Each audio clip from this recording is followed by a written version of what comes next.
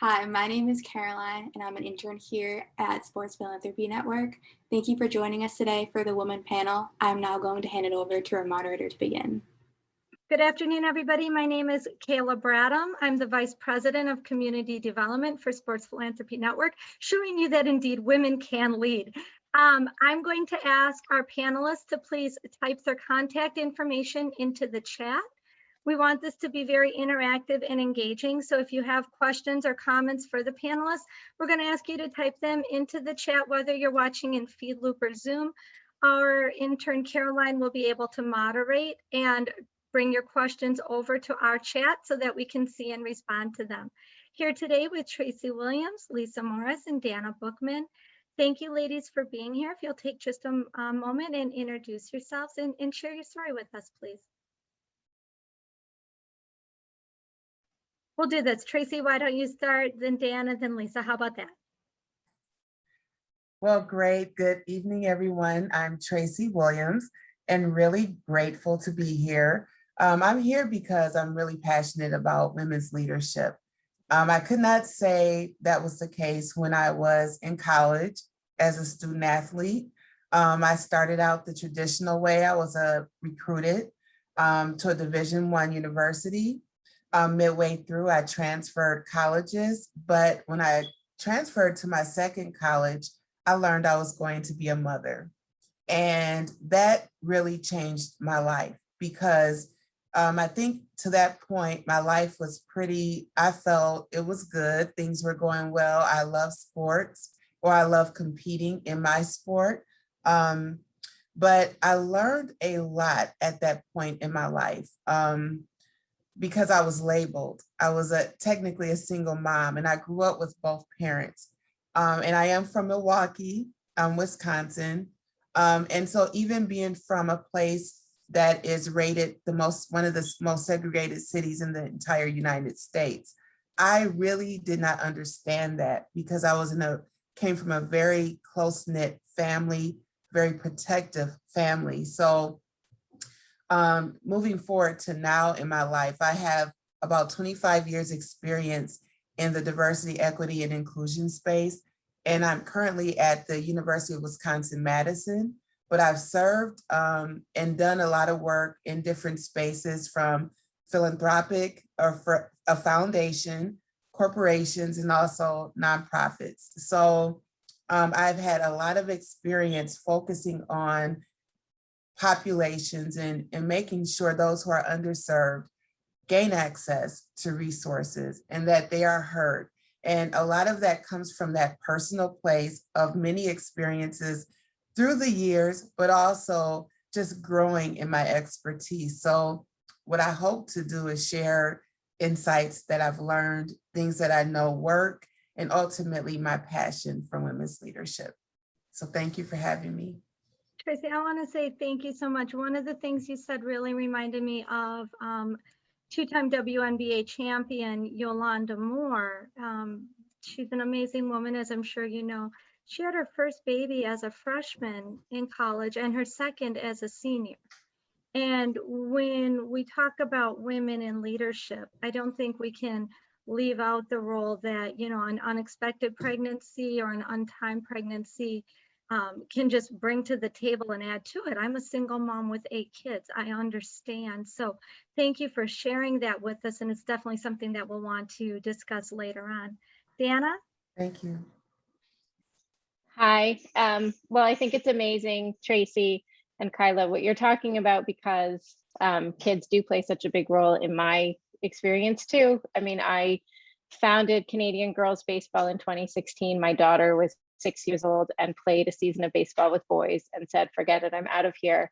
And I said, you love baseball, we're going to continue playing baseball. We'll get a few friends, we'll go to the park. And I put the word out on Facebook and 44 girls joined us. And I realized then that it wasn't lack of interest that girls weren't playing baseball, it was lack of opportunity. So we did it again in 2017. And I put the word out again, just totally organically. 350 girls joined us. So at that point, I realized this is bigger than me, it's bigger than my daughter. we have to, get more girls in the game and give them opportunities. So since then, we've expanded across the country. In 2019, we had 1,500 girls playing. We are the largest girls baseball league in the world, and we offer coaching programs about how to coach girls differently than coaching boys. We offer women's programming and tournaments. We do a lot of diversity work in underserved communities. We will never turn away a girl who wants to play baseball, whether she can't afford it or can afford it, or, we go into communities that can't afford it. But it's also, I think that girls are just underserved in sport as a group, as a gender. There's so many layers to the word underserved, but I think just like at that top high level that we have a battle to fight, and it's an uphill battle, just as females. And all of our coaches and staff are females, so our girls have role models. When they're playing on the field, they're not looking at, the MLB players, they're looking at girls and young women who play for national teams in baseball. And all of our umpires are female, and we offer training programs so we can develop different pieces of the game, not just our players, but we are developing young umpires. We're developing, front office kind of staff. We have a mentorship program where our older players coach our younger players, and we start at age 4 with our youngest players. So we're really trying to create a love for not just the sport of baseball, but just the idea of sport and being involved in sport, and how sport can change your life for good and create, my idea with team sport is that you're creating future leaders, that we are, giving them the soft skills to lead. So that is my sports story. I don't come from a sport background, but I believe in it a lot now, and I understand why it's so important. Deanna, thank you for sharing that with us. It's absolutely amazing and inspiring. Lisa, how about you? Sure. Well, hi, everyone. I'm Lisa. It's nice to meet you. I couldn't agree with Dana more that it's about opportunity. And so one of my missions in life is to create more opportunity for women. One of my focuses right now is more in the capital space. So I find it very upsetting how few women are allocated venture capital to build their business, to actually be the leaders, to be the boss. So I have made it a mission to increase diversity and inclusion in terms of providing capital to female founders.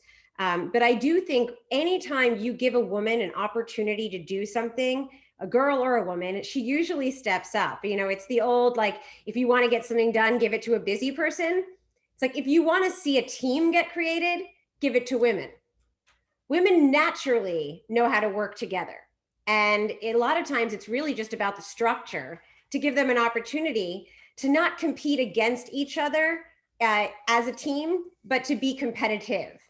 And I think that that's a really important distinction. And I think when women are not, or girls are not given an opportunity to show competitive nature without it being in some way a detriment, it's a problem. And I think sports is an amazing outlet for women to be able to be powerful, fast, strong, aggressive, and be applauded for it and rewarded for it in a way that we're not always applauded and rewarded for it in other areas of our life. So I do think that sports is incredibly important for girls.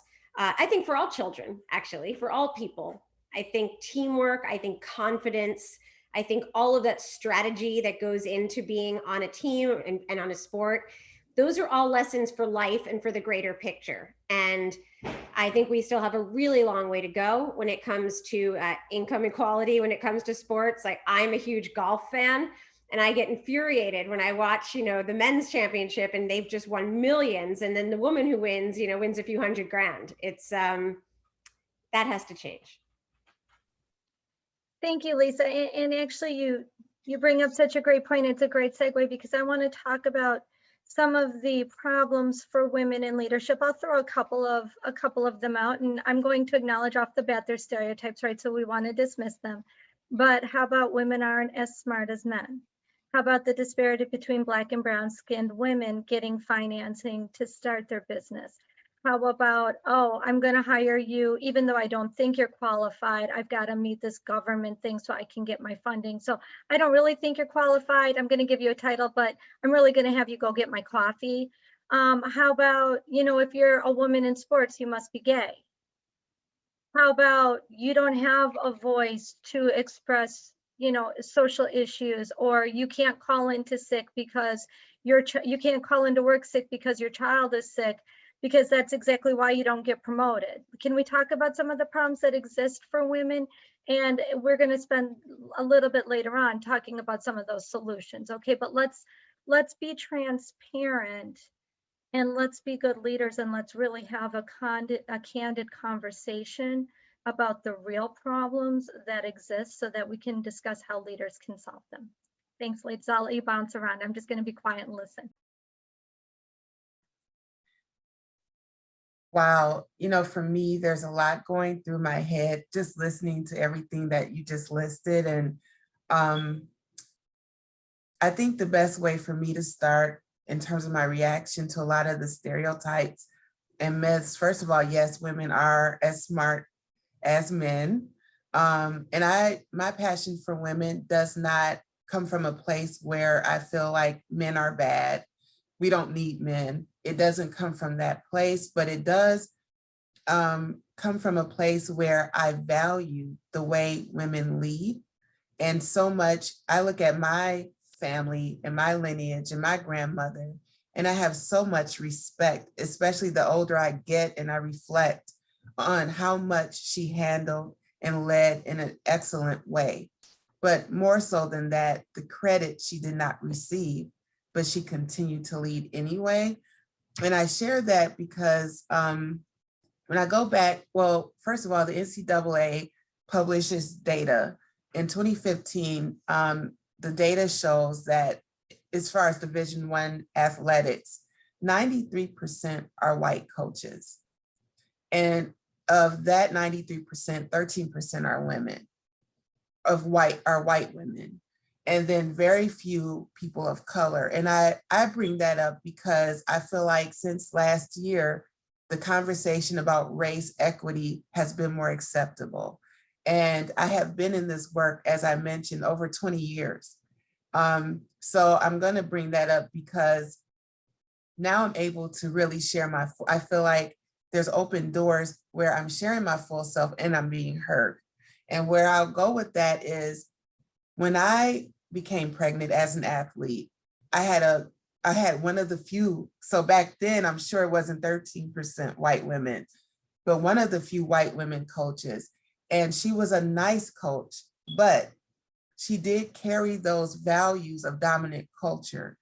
Some of those include, what are you gonna do with your child? Are you gonna, in a nice way, are you gonna put him up for adoption? You're gonna leave him at home? Basically, he doesn't belong here. And that was one of the first times in my life I had to make a decision for myself to say, no, I'm going to be a mother. I'm going to raise him on campus. And I did that. I didn't realize how courageous that was at that time because I strolled him to my workouts.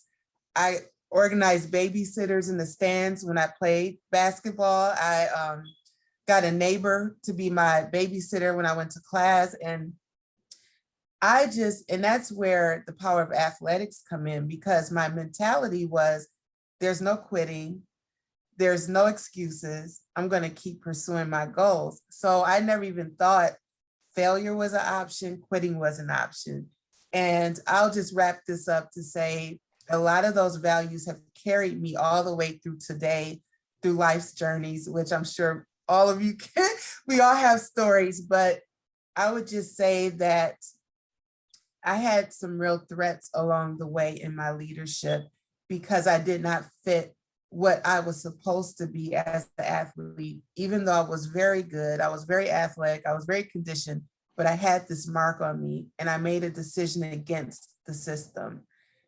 So I'll just stop there and I look forward to hearing what the other panelists have to say. Well, Tracy, I love what you said about, going against the system and being the word that you didn't use, but what you were saying was resilient.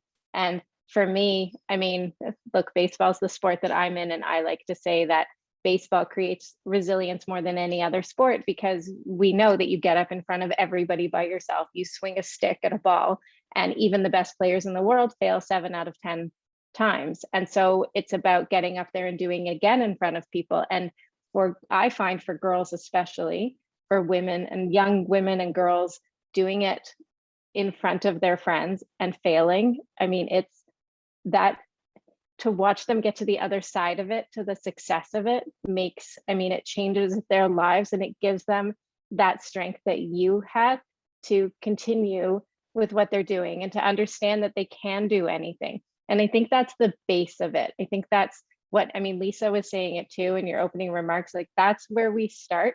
We start by making sure that girls understand those skills, for soft skills for life, the teamwork, the resilience, you know, the empathy for other players. And we have a lot of that, but girls don't learn that in team sports usually. Like, it's, what I mean is, a boy is born with a ball in his hand, right? Like, we know, and a girl's born with a Barbie in her hand. That's the world that we live in. That's where we have to start making the changes, not when they become women, not when you're in university, but at the point where you come out of the womb and it's like, you want to play a sport, play a sport. You want to do, you know, you're a boy, you want to hold a Barbie, but it's like, we just have to know that boys get these skills usually automatically, where they get that team building and teamwork because they're put into team sports, and girls are so often put into individual sports like tennis and horseback riding and, you know, dance, which is more individual, and they're not learning how to work together. And we know, I mean, I'm sure you all know the studies that 94% of Fortune 500 CEOs who are female played a sport. Like, there is a direct correlation between sport and success. And I mean, Tracy, you're the example of that. Like, you fought through everything you had to fight through. You had the confidence to fight the system and just say, I'm doing my thing. And it worked for you, and it worked, you know, and the same with what I'm doing, you know, for the girls in our league. We're just teaching them how to really believe in yourself and believe in the people around you, and how to use that for good. And I think that, you know, it's all connected. And in terms of the diversity and inclusion piece, I mean, the beyond, in terms of different cultures and colors and stuff, I find that from, you know, I am a white woman from a seat of privilege, and I find that it's interesting now to enter these conversations and try to engage communities that, you know, are really hesitant because of everything that hasn't gone necessarily the way that it should have gone all along.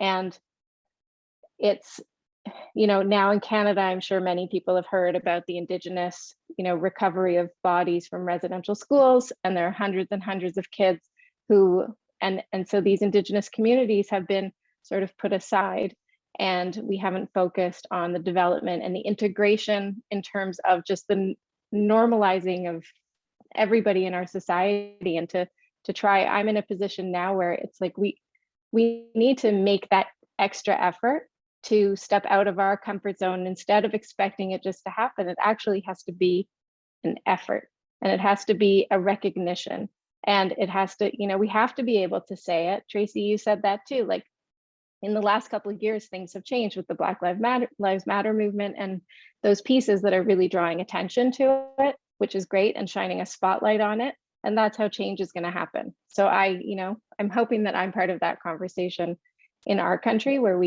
I can be part of that conversation. And a big part of what we do is making sure that everybody understands everybody. We have girls of every ability level, you know, some physically challenged, some mentally challenged, some, you know, girls of every shape and size, every socioeconomic level, playing together, so that that empathy piece, which is so important, is created, and we can learn together how to work together for good.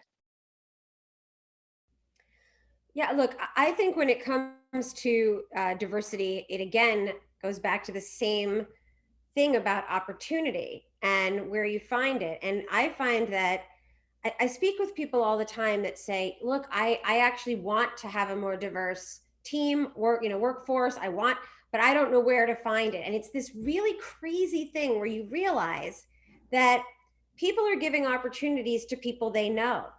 It's not so much that they don't want to give an opportunity to someone who's Black or brown. It's that their circle at Stanford or their circle here or that doesn't include them. And so they don't think to go out there. And there's a laziness factor in essentially procurement of humans, right? Like, And so that's where I think there could actually be some change. Yes, of course, people have to do their own internal work and change attitudes and stuff, but that's a very long-term, slow burn. I think there are things we can do very quickly and efficiently in terms of just structural things where, you know, I hate to say something as silly as like a diversity database, but the reality is like, are there not as many, you know, African-American coaches as white coaches back in a certain time because they're not given the job, or because they're not applying because they don't even know the job exists because there's no outreach for it. You know, they're not, the job listing is not reaching the college they're training at or the community they're from. So I think there's a lot that can actually be done if people are genuinely interested in actually making sure that from a much earlier age, kids are aware of what jobs exist, what opportunities there are, where they can go to network. And I do think the internet's going to make a lot of this possible that didn't used to be possible. It used to be, you're from Canada, you might know this area of Canada, but you don't have a, you know, a resource in Detroit. And for someone else, it was like, you know, I grew up in Ohio, so how am I supposed to meet these people in Hollywood? Right? So I really do think that the more that we can use the fact that now we do have this global way of connecting people, the more we can have opportunities for people to even have profiles, have places for recruiters to go. You know, recruiters look for athletes, but they don't look for all the people behind sports that are not the athletes, right? Are the recruiters really out there looking for the right like management and the right person doing concessions and the right person running the finances in the back office? I think there needs to be a broader picture, you know, because talent you can spot in sports, right? There are recruiters that find ways to hear about a local kid that's very talented and they can find them and move them along. But what about all of the behind the scenes jobs related to the sports industry that I think a lot of kids, especially from disadvantaged communities, have no idea how to even apply or access? And I think that's something we can change right now and should be changing right now. But it is up to us to start, like people like me who are at the level where I can see up and I can see down, like to the kids and to the MLB. Like our organization is partnered with MLB. They've started, I mean, they're late to the party, but they've started an event, and they were doing it at their winter meetings in person. They did it virtually this year called Take the Field. It's a women's specific, you know, initiative where they're trying to get women into more coaching roles, more training roles, more front office roles. And you know, I'm lucky. I felt really lucky to be the chosen one because you're right. They did know me. I was invited and I was able to go. But then for me, the next year that they offer it, I can say to the people who work in my organization, this is for you too. Like I did it. It was great. Now you come with me. I don't even need to go anymore. Now it's all up to you. And it's the same with, I mean, that Indigenous piece I was talking about, that it is, I think we have to reach out respectfully and with curiosity. And, you know, I am the first one to admit, like, I don't know everything. I'm going to say things that are wrong. And I think that also can be a real deterrent. We had a young man who coached for us in our first season, who was a university women's team coach. I was super excited to have him. It felt like it gave me legitimacy for what I was doing. But to one of the girls, he said, "Oh, you don't throw like a girl." And for him, it was such an innocent comment, and he didn't mean anything by it. And I know that it's an inherent bias. We don't know, but I feel like I'm so scared. And I said at that point, we're never having a man coach again. And we don't, like, that's it. All of our coaches are female. But for me, on the other side of that coin, I'm worried now that I'm going to reach out to these communities. I'm not going to have the knowledge of what is inadvertently offensive. And the people who I'm talking to won't necessarily know that what I'm saying is inadvertently offensive. They won't even know why they're offended necessarily. If I'm dealing with younger kids, you know, it's just, it feels wrong. And I don't want, for me, that's such a delicate dance. And it's you know, it's a difficult place to be in when we're trying to make those connections and create that bridge, but at the same time, carefully. So I hope that the good intentions that are behind it are, you know, given credit, but I mean, it's never going to be perfect. And I think we have to grow together and understand that we all want this, and we have to figure it out because it's new for everybody. I don't know. What do you think, Tracy? Do you agree with that? Yeah, well, I'm still listening. I'm hearing you mention that you will never hire a male coach again. And I'm thinking, Well, that's not true. We don't exclude men, but we do, Okay. I really believe strongly in role models. So the way that we've decided to do it now is all of our staff are female, our staff coaches, our staff umpires. Oh, but we very specifically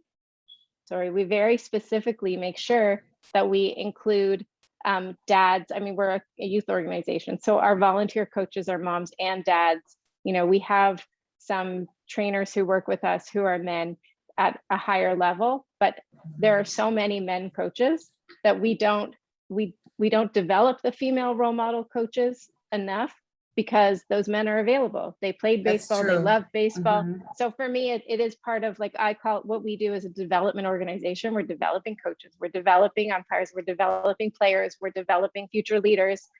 And we have to do that now. I'm not saying it won't ever change, but yes, it did turn me off. Like it did. That was my thought at the time. I'm never forget it. Like, it's over. Men don't understand us. So, and I don't want to be on the flip side of that. So yeah, you're right to be like, wait, whoa, hold on. Well, one example I thought of listening to you and Lisa was how I feel in a lot of the institutions I've served and worked for. And one instance that made me really question how I felt about women in leadership was when I was leading the strategy for a corporation around diversity and inclusion. And the women in this women in leadership group were so passionate. And I was confused. Why did I feel like I didn't belong in the room? And it was because it was a room, I'm going to be honest, of white women who were leaders in the company. And I'm thinking to myself, okay, they're passionate, but why are they passionate? So the more I dug into like data, listened to the conversations, it was almost as if I wasn't part of that conversation or meant to be. And that's where I believe the race factor comes in, and trying to understand the vantage point when we talk about women's leadership. Are we all saying the same thing? Because what I heard the women saying was, we are not making what our white male counterparts are making, and I'm very upset about it, and we need to do something. But what I did not hear was, we need to include all women in this conversation and move them up. So I was thinking about the opportunity for access that Lisa was talking about, and kind of low-hanging fruit that's there, but there's really some very strong systems in place that I feel some women have had access to, understand the system, and are still kind of at times, if I'm part of a system, I can perpetuate that same system even though I'm a woman. And so culturally, I feel there are still women who lead in a manner that can exclude other women and not embrace our authentic selves. And what I've learned, one of the things that happens, I believe not we, all of us, but women can set their targets based on what was set for us, instead of resetting what our goals is and redefining what is true leadership. So, I just have many thoughts around the way we lead, the way we show up, and how can we continue to create change. I'm going to hop in here for just a second, you guys, because Tracy, I think you brought up a great point, and it is inclusivity and exclusivity. I was just on a call with legendary NFL coach Ray Sherman, who has over 40 years coaching NFL football. And we were talking about the Rooney Rule. And the Rooney Rule ensures that minorities are interviewed for NFL coaching positions, just to be clear. And he said, Kayla, I don't know if you understand the politics of that, because it was started for good. But I'd call my agent and say, I don't even want to take this interview. They're only interviewing me to parade me around for the Rooney Rule. I'm not going to get the job. A white guy's going to get the job. It's not going to be me. He coached for over 40 years and never had a head coaching position. So The reason that I'm bringing that up in a women's leadership panel is because, Tracy, I think you bring up a great point. And it's not just about women, it's not about men. I mean, I can say it's the insensitivity of the person who orders pizza for lunch and brings it to the break room and there's pork on it, right? And you don't know if you have cultures or religions that abstain from pork. It's just impolite, right? So how many things do we unknowingly do as leaders that hurt people? Because Tracy, I believe that those women who were saying we deserve to get paid as much as men, I have a heart to believe that they weren't trying to exclude you, and yet they completely did, because they wanted to get paid as much as the white men, right? These are white women who want to get paid the same amount as white men. So are we saying that because you have darker skin, you don't deserve to make as much as the white women, or you don't deserve to make as much as the white men? Yeah, I would also preface that with the way we network, the things women do at times, and I've seen this over the years to validate ourselves in the general society, where the one of the first things is, what do you do? What does your husband do? Oh, my husband works for this law firm, my husband, and it's almost as if we're trying to validate ourselves, first of all, with the covering of the majority or the way things work. And then we'll become more, well, you know, this is what I do. So I saw that a lot in philanthropy, and a lot of I've worked for major, you know, institutions, and that networking, that conversation kind of sets up that dynamic as well. That's a great point. Lisa, what do you think? Are we intentionally excluding people, or unintentionally excluding people? How does that affect what you do?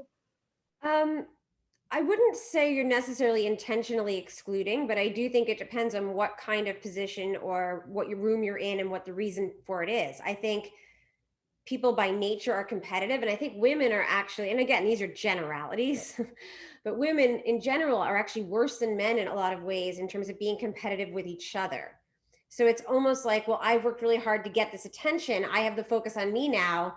I'm not going to take you with me because like I worked so hard to get here. And I think it's changing slightly where women are more aware of like, we have to lift other women up.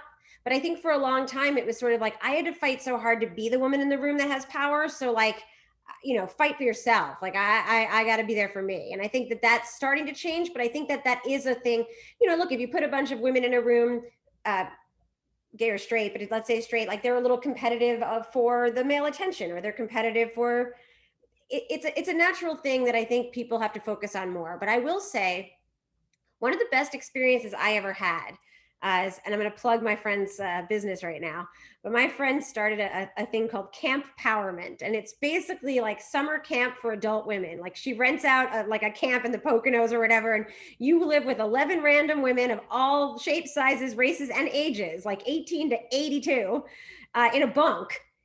And her rule at camp, and this was the part that was really incredible, because it goes to what Tracy was saying, you are not allowed to introduce yourself by your career or your marital status or your status as a parent. You're not allowed to tell anyone what you do, or you have to just say who you are. And I will tell you, almost every woman there was so challenged by that, because you're so used to saying like, I'm Lisa, I'm a professional basketball player. I'm Lisa, my husband does X. I'm Lisa, I'm a proud mother of 7 children. Whatever it is, we define ourselves by these external things. And when you have to go back to essentially being like a little kid going to camp for the first time, and it's just like, I'm Lisa, I like soccer, it's very freeing. And I really think that's something that more people need to do at like their networking events and things, where it's like, you know what, till the end of this thing, no one's even allowed to say what they do. Because you also see who's using you. Like that's the other thing, you know, a lot of times you're in a room, I think we've all had this experience, and, you know, I'm talking to Tracy, but then I see her over my shoulder, kind of looking for someone that's more valuable to talk to than me. And it's not that she doesn't like me or she's trying to be rude, but she's there to network. She's there to do her thing. And so I think there's something that happens when you're sort of like a target. If people know that you're powerful, they're trying to get to you.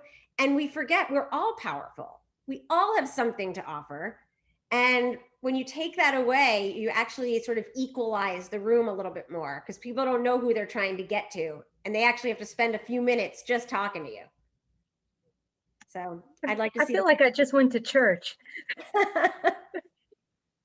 Well, Tracy, Dana, what's your response to what Lisa just said? Because that resonated with me.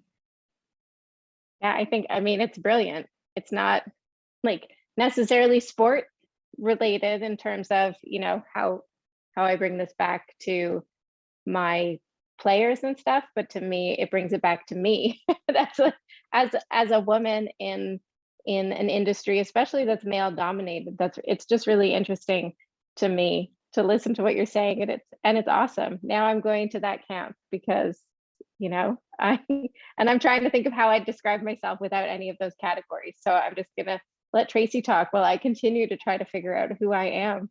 No idea. No, yeah, I too really enjoyed and what Lisa shared resonates with me.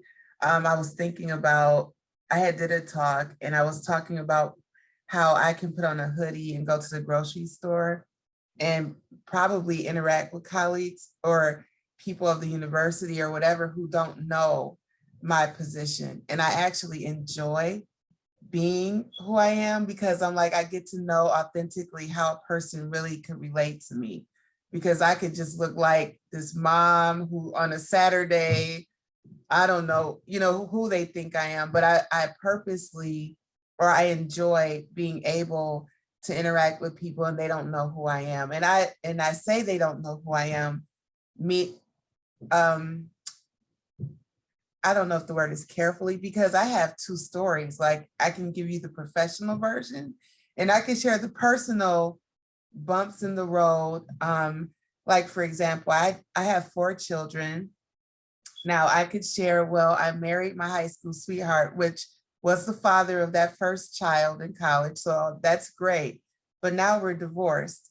And, you know, there's a lot of things that happened in between time that could really help a lot of women if I shared my story.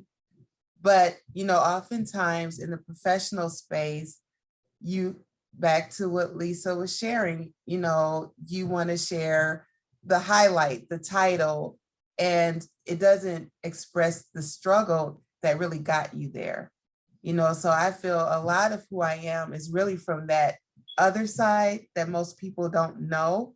I'm thinking, and you may be in a room and people think, oh, that was so insightful.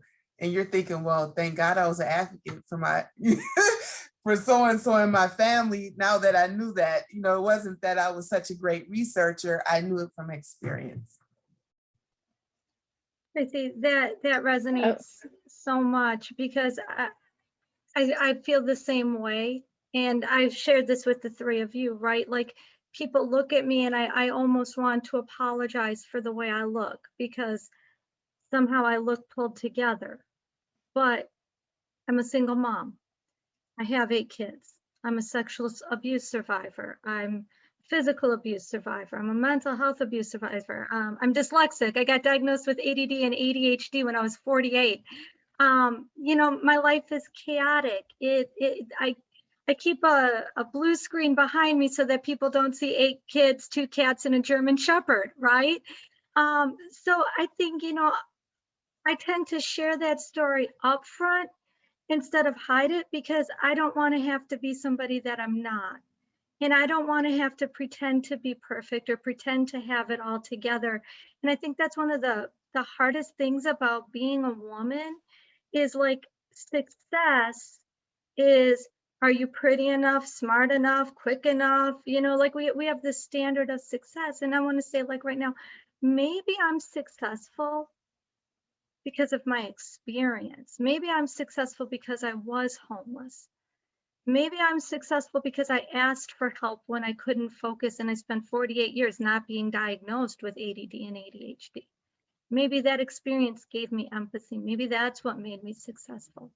So I think if, you know, we can encourage women to use their experience to really explain their success, then we don't have to be perfect women. Maybe we're perfect in our flaws. Wouldn't that be so great? Wouldn't it be great to be on a Zoom call and your hair is a mess and your armpits are sweaty and, you know, the dogs or the kids are going, mom, mom, mom, mom, and you don't have to say, you know, we could just be ourselves. Is that one of the biggest problems that women face, is that we have to be perfect instead of we're perfect in our flaws? What do you guys think? I don't think. You think so? Go ahead. No, I was gonna say, I think that, first of all, the fact that you have 8 children, I don't even, I have a dog, a little wiener dog, and I'm exhausted. I'm like, I don't know how to take care of him all the time. So kudos to you. No, I do think there is a common thing that's been actually documented in sort of female mentality, which is that women oftentimes won't go for something unless they feel that they have every qualification for it. I mean, this has just been a proven thing. So if there's like a job posting and it says they want, 9 things, if a woman has, 6 out of the 9, a lot of times she won't apply because she's like, oh, I don't have everything they want. I'm not it. I'm not right. But a guy will have like 3 of the 9 and he'll be like, yeah, I can do it. I'll go for it.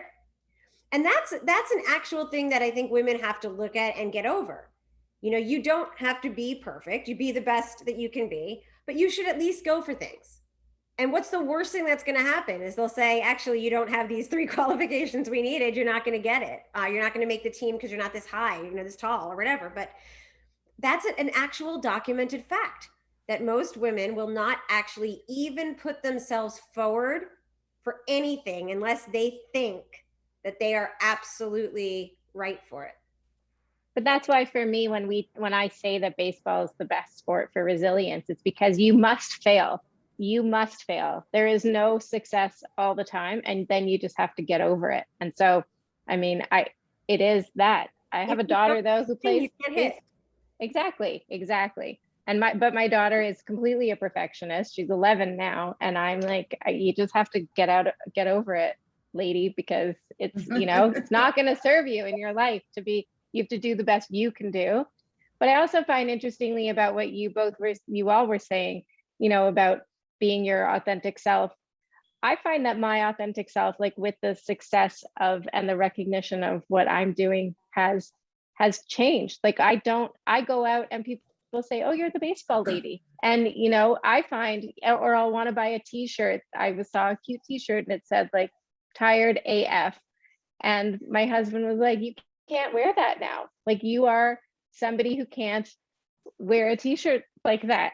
But I mean, that was his opinion, and yes, I can do whatever I want, but I understood his point, which is people are going to see you on the street and, people know who you are, and you're working with little kids, and you have to respect your role. And so you become also what you're becoming. And like, we're growing as people and we're changing, and we always are our authentic self, but we also have to be aware of what people are seeing when they look at us, and the impression that we're in. The role modeling, I guess, is what it is. But for me, it's just like, I just really want the t-shirt. And like, who am I supposed to be now? Because now I question it. Am I the person who can just buy the t-shirt, or am I really the person who, lives in a big city and I'm completely anonymous, except I might go around a corner where somebody recognizes, me from something totally random. Like I'm not Jennifer Aniston. So it's just a funny place to be in. I think, I don't know, as women, we just struggle with so many pieces of this, and like an outer appearance is a big piece of it. And I don't mean having your hair done and not being on Zoom, as we know. I don't know, we started this call while I was in my car with my dog and my children and my husband driving home, wearing my shirt that says never not tired. So, but that is real life. And it's so nice that with this Zoom that people are accepting that more, that we can be we're all multitaskers, moms and dads and people with small dogs, it is that. But I don't know, I struggle with that piece too. Yeah, I would just share that I was thinking about the concept of individualism and how majority structures in society, there is the belief that you pull yourself up by your own bootstraps and And I do think team sports help you to realize that's not necessarily true. I mean, definitely you have your individual things you have to do to be resilient, but I come from a culture where I feel the women are pretty confident, and the things that strip our confidence are coming up against society's expectations. And I've been able to look at data in organizations where the question is, why can't we attract diverse talent? Why can't we keep it? And drilling down in the data, we would realize a lot of the people of color and women of color would have higher education levels than they even needed for their positions.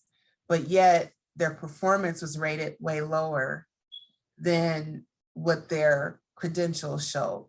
And there was clear bias there because, one would think, well, if you're like back to the original thought that women tend to want to be perfect, and that may be true, but when you look at women of color, I think there's a potential that women come with a pretty healthy self-esteem, but it's like viewed as overconfidence.